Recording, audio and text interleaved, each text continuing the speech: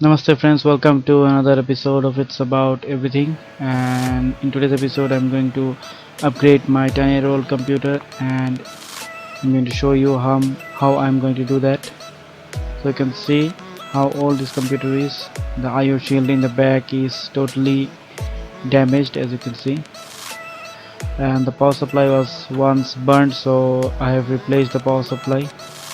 It happened around in 2012,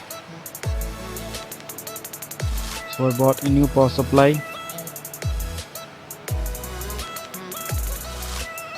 So the side panel is fitted with two screws, but I've lost one screw before, so it's only held with one screw. So after removing the cover, you can see all the mess, the wires and everything inside.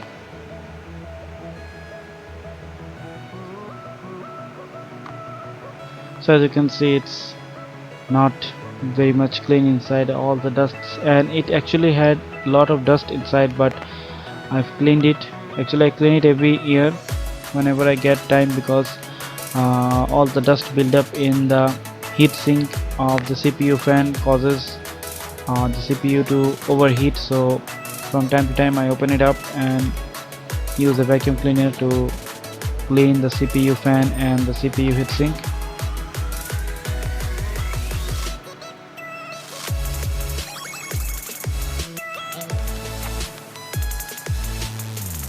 So now I'm going to open up each and every component one by one. So here I am opening up the SATA cables.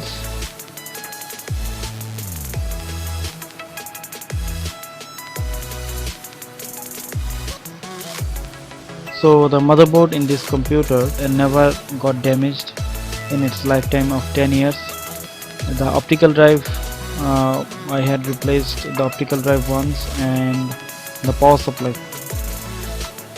And my brother had a similar computer, just the same configuration as mine, and his computer was damaged. Its motherboard was burned. So when I upgraded my computer, actually I will not call it an upgrade. When I started my YouTube channel in 2017, April 2017, I used the RAM stick from his computer, which is 512 megabits of RAM. So I installed that RAM stick in my computer, making it 1 GB, and his hard drive, which is 80 GB. So I've put that hard drive in my computer, making it 160 GB combined space. And his optical drive will uh, remain unused for a long time. It might damage, so I thought, okay, I will use it. So his optical drive is the same as my optical drive, and it was a coincidence, because when my optical drive was damaged or was not working, the one that came with my CPU when I bought it, and it was the same model as his, and his optical drive was also not working. After a few days of my optical drive stopped working, so it's just a coincidence. So I bought an LG optical drive, and he also bought an LG optical drive, and we both put that in our computers. So as his CPU is damaged, so I used his optical drive in my computer, and that's why I have two optical drives. So you can see I'm opening up all the cables.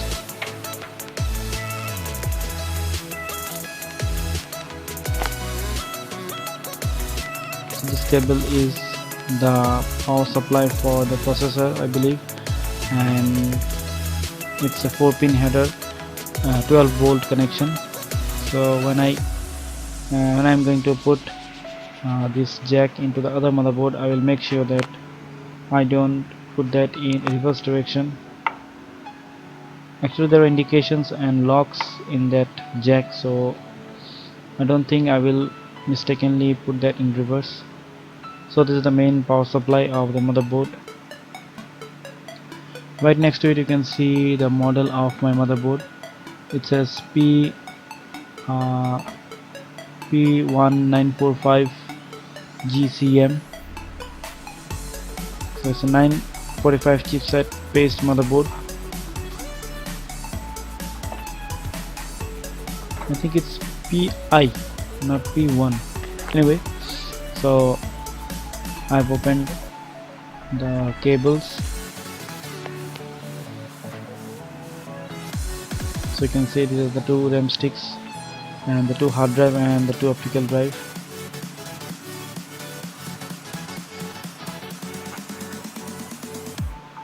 So you can see this is the RAM sticks, and they are all the front panel jacks.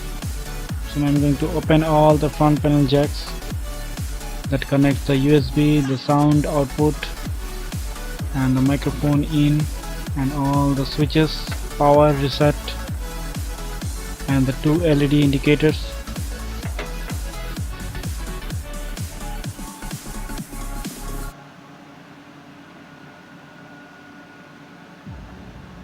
So I will open it one by one, taking care that the wire does not get damaged.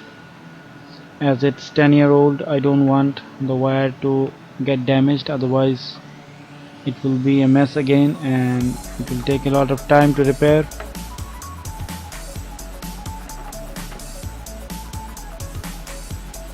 So you can see right next to the jacks there is an IDE connector. So the optical drive that I had before, it uses an IDE connection. That's why this white connector on the bottom, the white and the blue. The white one is the IDE connection. So after I have replaced the optical drive, I no longer needed the IDE ribbon connector, so it was removed. So you can see all the power, the reset and the hard drive LED, power LED, all these wires. I have opened that up. Now in the other motherboard I'm going to use the manual to find out where each and every of this jack is going to fit. So this is the last jack and this one is the sound one, the sound jack, sound microphone, the front panel sound microphone jack.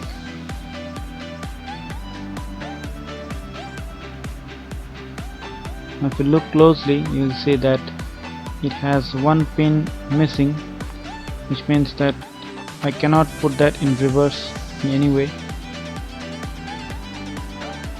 You will see that later in the other motherboard. So you can see these are the screws that need to be opened before taking the motherboard out.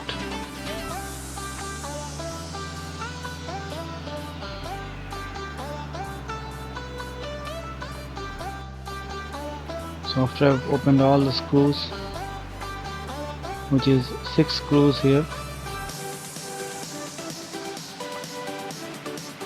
the motherboard easily came out.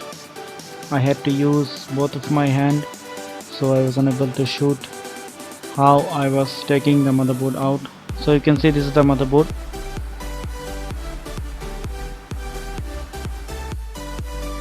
Now I'm going to open up the Asus motherboard.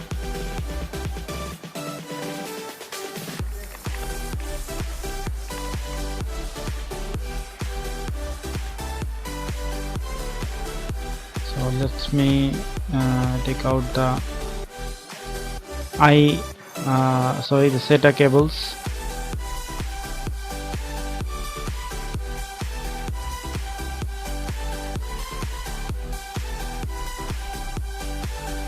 So you can see, if I compare the size of both the motherboards, the Asus motherboard is little bit small compared to the Mercury motherboard.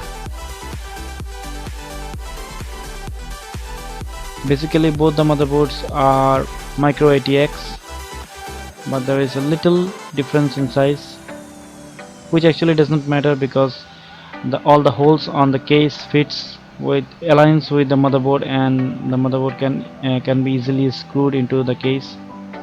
So before putting the motherboard in, I'm going to fit the processor.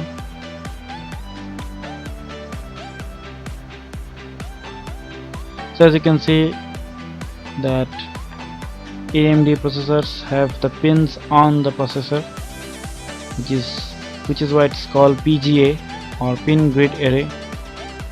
And you can see there is an arrow in the corner, golden color arrow, and similarly there is an arrow in the socket. So before putting it in, just open the latch, the small lever on the side, and just move it upward. You can see the socket actually slides a little bit when you pull the lever upward. So the socket actually doesn't need any pressure to fit into the socket. The processor does not need any pressure, and it just sits in very nicely. Here I am confirming that all the pins are gone inside and not, because I have not fitted an AMD processor before. This is my first time, that's why I am confirming whether it's fitted into its place or not, whether it's tight or not. So it's perfectly secure.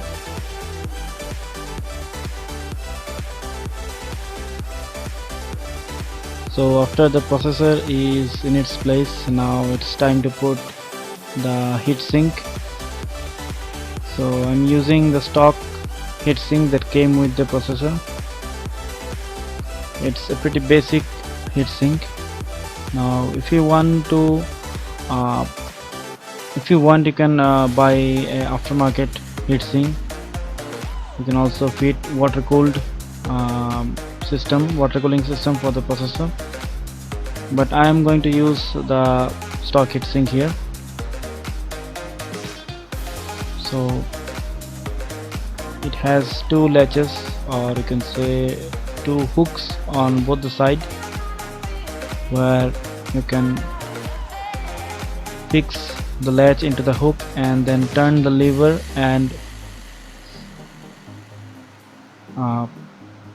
the heatsink will be tightly mounted over the processor. Now the heatsink has already pre-applied thermal paste in it, so I don't need to apply any more thermal paste. So you can see after the hooks are in its place, I am turning the latch, and this locks the heatsink into its place just above the processor. You can see this is the hook in one side, and there is a similar hook on the other side.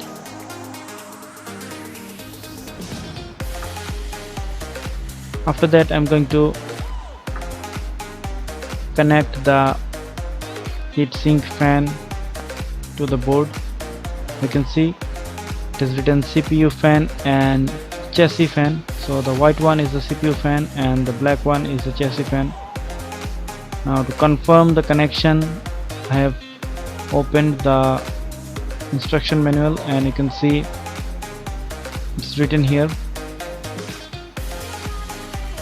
So basically, while assembling, the instruction manual is really handy.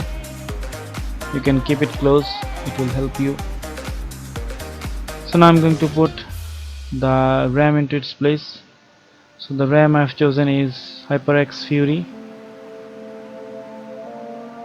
Capacity is 4 GB. You can see my previous video for unboxing of all the components, which is basically only 3 components: the motherboard, the processor, and the RAM stick. So you can just align the notches and just press it, and it will click into its place.